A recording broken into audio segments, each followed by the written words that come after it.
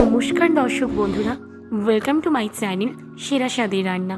আমি রিমলি। আজকে আমি তোমাদের সাথে শেয়ার করতে চলেছি ছানার কোপ্তার একটা ভীষণই টেস্টি রেসিপি। তো এই রেসিপিটা যদি তোমরা ফলো করে বাড়িতে বানাও, অবশ্যই নরম তুলতুলে ছানার কোপ্তা তোমরা বাড়িতেই তৈরি করে নিতে পারবে, যেটা কোনো নামি দামি রেস্টুরেন্টের থেকে খেতে কিন্তু একটুও কম না, বরং অনেক বেশি স্বাদের হবে।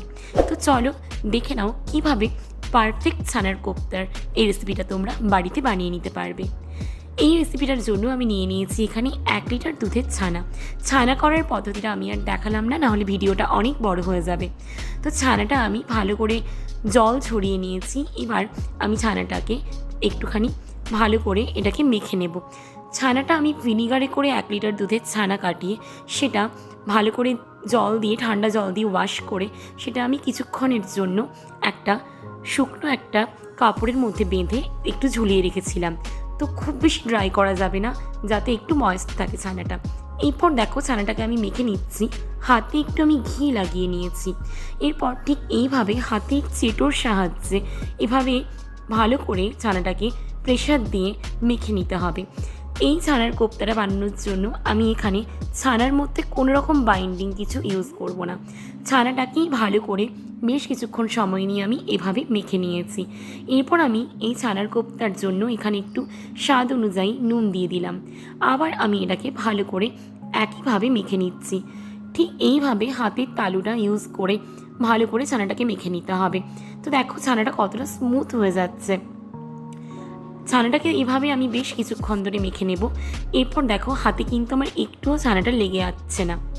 তো তার মানে বুঝতে হবে যে ছানাটা আমাদের অনেকটাই মাখা কমপ্লিট হয়ে গেছে। তো ঠিক এইভাবে দেখো কতটা মসৃণ হয়েছে ছানাটা। এবার আমি এখানে অ্যাড করে দিচ্ছি 1 চামচ আদা আর কাঁচা লঙ্কার পেস্ট। এটা দিয়ে আবার ভালো করে একটু এটা মিশিয়ে নেব। তো ভালো করে মিশিয়ে নেওয়ার পর এরপর আমি হাতের সাহায্যে কয়েকটা এখানে ছানার কোপ্তার জন্য বল রেডি করে নেব। তো ভালো করে আরও একবার আমি মেখে নিলাম। এরপর আমি বলগুলো রেডি করব। তার জন্য আমি হাতে একটুখানি ঘি লাগিয়ে নেব।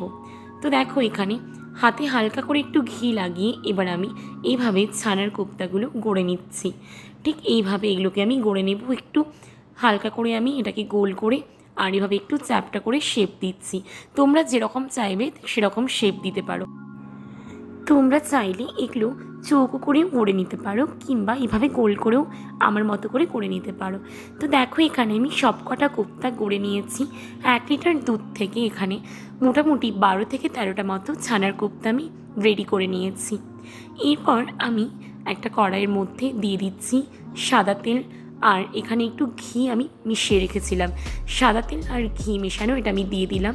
এরপর তেলটা কিন্তু খুব বেশি হাই ফ্লেমে গরম করছি না, একদম লো ফ্লেমে তেলটা একটু হালকা গরম হওয়ার পর আমি এখানে ছানার কোপ্তার বলগুলো সব তেলের মধ্যে একে একে আমি এগুলো ছেড়ে দিলাম। এরপর আস্তে আস্তে আরেকটা পিঠ আমি উল্টে দেব। তো এখানে যদি ফ্লেমটা হাই করা হয়ে যায় তাহলে কিন্তু বড়াগুলো মানে ছানার যে কোপ্তাগুলো এগুলো দেওয়ার সাথে সাথেই একটা পিঠ কিন্তু খুব বেশি লালচে হয়ে যায়। তো সেই জন্য কিন্তু আমি ফ্লেমটাকে খুবই লো রেখে জাস্ট এখানে কিন্তু ছানার বলগুলো দিয়ে দিয়েছিলাম। তো দেখো এখানে আমি যখন উল্টে দিচ্ছি প্রত্যেকটা ছানার বলের পেছন দিকটা মানে উল্টো দিকটা কিন্তু একদমই খুব বেশি লালচে হয়নি, হালকা সাদা এবং লালচে এরকমই এসেছে কালারটা। তো একদম পারফেক্ট এভাবেই এটাকে ফ্রাই করতে হবে এবং একদম লো ফ্লেমেই ফ্রাই করতে হবে। তো কোনো রকম বাইন্ডিং এজেন্ট ইউজ করা ছাড়াও দেখো কত সুন্দর আমার এখানে ছানার কোপ্তাগুলো ফ্রাই হচ্ছে এবং এগুলো পুরো ফুলে উঠছে। তোমরা দেখে বুঝতে পারছো, দেখো এগুলো কিন্তু ফুলে গেছে, মানে এগুলো ভীষণ সফট হবে। এবার দেখো আমি এদিকে একটা এখানে কাঁচের বোল নিয়ে নিয়েছি। এর মধ্যে গরম জল আর তার মধ্যে একটু নুন দিয়ে দিলাম। এরপর এই ছানার যে কোফতাগুলো এগুলো আমি কিন্তু ফ্রাই করার পর এই গরম আর নুন জল যেটার মধ্যে আমি রেডি করেছি তার মধ্যে এগুলো ডুবিয়ে দিলাম।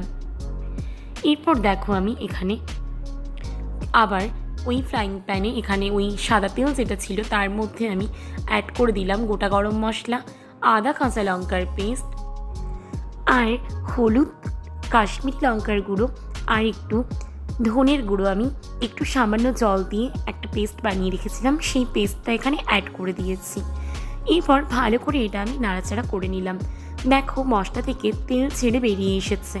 ঠিক এই সময় আমি এখানে অ্যাড করে দিচ্ছি দই।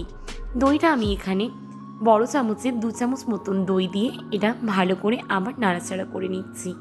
তো দেখো দই দিয়ে আবার লো ফ্লেমে নাড়াচাড়া করার পর মশলাটা কষানো যেই হয়ে গেছে, এই সময় আমি অ্যাড করছি কাজু, পোস্ত আর চারমগজের একটা পেস্ট। এখানে আমি 10 থেকে 12টা কাজু বাদাম, বড় চামচের 2 চামচ মতন এখানে চারমগজ, আর এখানে আমি বড় চামচের 1 চামচ মতন পোস্ত নিয়ে সেটা আমি কিন্তু পেস্ট করে নিয়েছি একটা। তো পেস্টটা দিয়ে ভালো করে আবার নাড়াচাড়া করে নিচ্ছি। দেখো খুবই সুন্দর তেল ছেড়ে ছেড়ে বেরিয়ে আসছে। তো তার মানে মশলাটা কিন্তু এখানে কুক হচ্ছে। তো এখানে খেয়াল রাখতে হবে এই রান্নাটা একটু স্পাইসি হবে, সেই জন্য তেলটা একটুখানি বেশি ইউজ করতে হবে। আর এটা সাদা তেল এবং ঘি আর বাটার এটাতে করলেই টেস্ট অনেক বেশি ভালো হয় সর্ষের তেলের থেকে। তো এরপর দেখো আমি এখানে অ্যাড করে দিচ্ছি স্বাদ অনুযায়ী নুন আর চিনি। তো দেখো এখানে এগুলো অ্যাড করে দেওয়ার পর আবার কষিয়ে নেব। তো মশলাটা খুব ভালোভাবে এখানে কুক হয়ে গেছে এবং ফ্রাইং প্যানে আর একদমই লেগে যাচ্ছে না। তো এবং পুরো মশলা থেকে তেল ছেড়ে বেরিয়ে চলে এসেছে, মানে মশলাটা পুরোপুরি কুক হয়ে গেছে। এই সময় এবার আমি এখানে অল্প সামান্য একটু জল অ্যাড করছি। তো এখানে আমি কিন্তু যেই জলের মধ্যে ছানার বলগুলো ভিজিয়ে রেখেছিলাম সেই জলটাই ইউজ করব, অন্য কোনো জল এক্সট্রা ইউজ করব না। তো সেই জলটা দিয়ে একটুখানি আমি ফুটিয়ে নিলাম ভালো করে। এরপর আমি আবার প্রয়োজন অনুযায়ী জল এবং ছানার যে কোপ্তাগুলো সেগুলো একে একে অ্যাড করে দেব। তো ছানার কোপ্তাগুলো ঠিক এই টিপসটা যদি তোমরা ফলো করে এভাবে গরম জলে নুন দিয়ে এটা যদি ভিজিয়ে রাখো, তো বলগুলো কিন্তু একদম নরম তুলতুলে হয়ে যাবে। তো দেখো তোমরা বুঝতেই পারছো এখানে আমি প্রত্যেকটা বল এবার এখানে দিয়ে দিচ্ছি গ্রেভির মধ্যে। দেন এটা ভালো করে আমি একটু নাড়াচাড়া করে দিচ্ছি। তো এরপর এটা একটু ফুটিয়ে নেব অল্প করে কিছুক্ষণের জন্য, যাতে প্রত্যেকটা ছানার কোপ্তার মধ্যে ভালো করে গ্রেভির রসটা যাতে চলে যায়। এরপর অ্যাড করে দিচ্ছি সামান্য ঘি আর গরম মশলা। তো অ্যাড করার পরে আবার এটা একটু আমি নাড়াচাড়া করে দিলাম হালকা করে। তো এরপরে দেখো এটা কিন্তু আমার একদম রেডি টু সার্ভ। এবার আমি এই কোপ্তাটা নামিয়ে নিলাম এবং এটা আমি এবার সার্ভ করে দিয়েছি। গরম গরম লুচি, পরোটা, পোলাও কিংবা রাইস সব কিছুর সাথেই কিন্তু এই ছানার কোপ্তাটা একদম জমে যাবে। তো দেখেই বুঝতে পারছো রেসিপিটা কতটা ইয়াম্মি হয়েছে।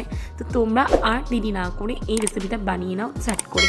আর যদি রেসিপি ভালো লেগে থাকে অবশ্যই আমার চ্যানেলটি সাবস্ক্রাইব করে নিও আর পাশের বেল আইকনটা প্রেস করে দিও নিত্য নতুন রেসিপি পাওয়ার জন্য।